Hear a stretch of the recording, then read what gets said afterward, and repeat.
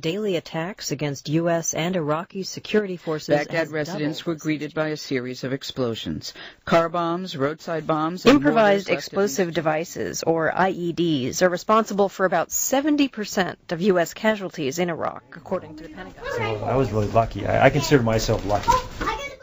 As long as I stay alive, that's all I was concerned about. I tried to holler and tell everybody, get out, you know, and then I tried to get the door open, and I tried to get out myself, but the door was jammed. So then they got the door open and then pulled me out. Yeah, I didn't pass out, get knocked out or nothing. I remember everything. I just told them, get me to the hospital. I knew I was close, so I said, just get me to the hospital. And they loaded me up and drove me to the hospital. But now I've got to start all over again and know my new body. So that's what I'm working with right now. And it helps to have a family that's understanding and there by your side. At a young age, my son, he's 5, so to him it affects him a little bit, but he's at a young age to where he's really blending with it. He has fun with it almost. And I make it fun for him. I don't want to make it painful for either of them, but they're taking it real well. They want you to start out slow because a lot of people, they have a problem with balance, and I don't know, it's just they have a hard time. And the first time I put them on, I walked a little bit on the bars that they have there. You took 5 steps, Brian, the very first time you stood up.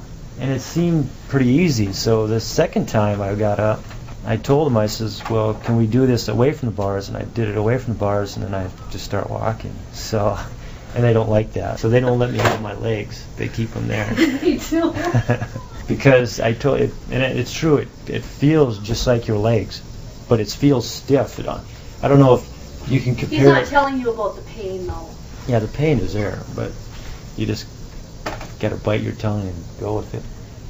So when you're laying there, you may feel your toe hurting or your foot hurting, and you're trying to decide in your mind which toe it is or where it's at, when in actuality you don't have a toe.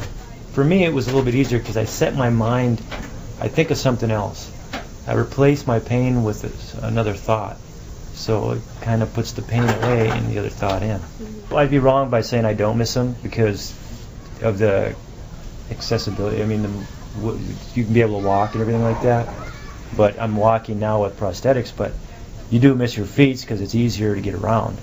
You know your body then. They were nice feet, you just had a crooked toe. Yeah. And I said, now you're perfect because you got rid of your crooked toe. I'd be